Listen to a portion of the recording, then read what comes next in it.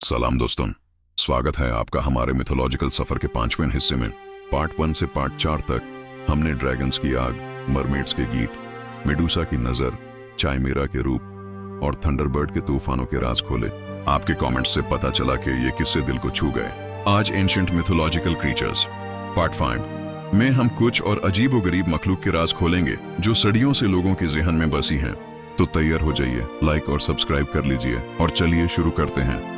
अब तक के सफर में हमने देखा कि मिथोलॉजिकल क्रीचर्स सिर्फ कहानियां नहीं बल्कि इंसानी सोच, कल्चर और डर का आईना है।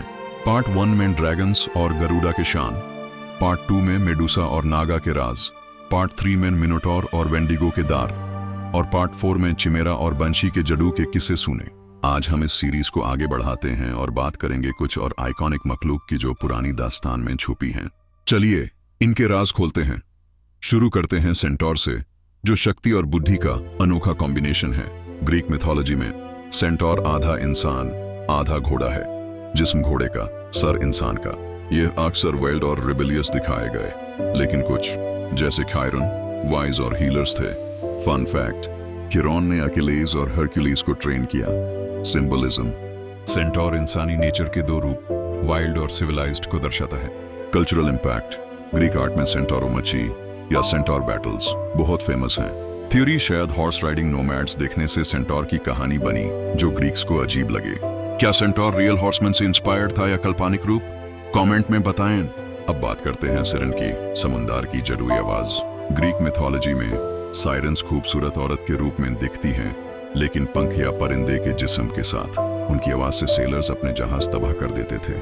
फन फैक्ट, ओडिसी में ओडिसिस ने अपने आदमियों के कान बैंड किए ताकि साइरन्स के गीत से बचें। सिंबलिज्म, साइरन्स टेम्पटेशन और खतरे का प्रतीक हैं। कल्चरल इंपैक्ट, आज भी साइरन्स पॉप कल्चर में मरमेड्स के रूप में दिखती हैं। थ्योरी, शायद मनातिस या समुद्री परिंदों की आवाज ने साइरन्स की कहानी बनाई।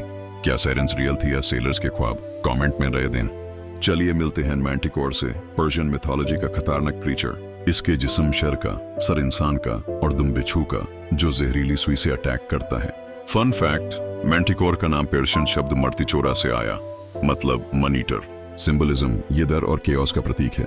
कल्चरल इंपैक्ट, मेडिवल यूरोप में मैंटिकोर ईवल का सिंबल बना।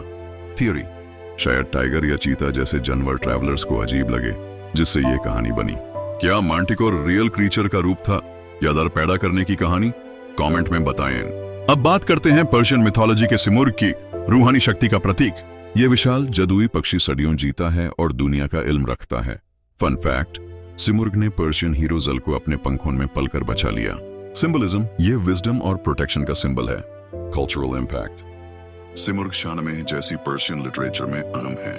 थ्योरी, शायद ईगल या पीकॉक जैसे परिंदों ने इसकी कहानी को जन्म दिया। क्या सिमुर्ग रियल बर्ड से इंस्पायर्ड था या रूहानी इमेजिनेशन?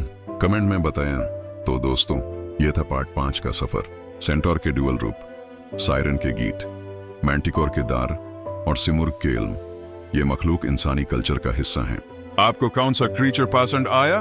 पार्ट 6 में किसकी बात चाहेंगे? कमेंट में बताएं।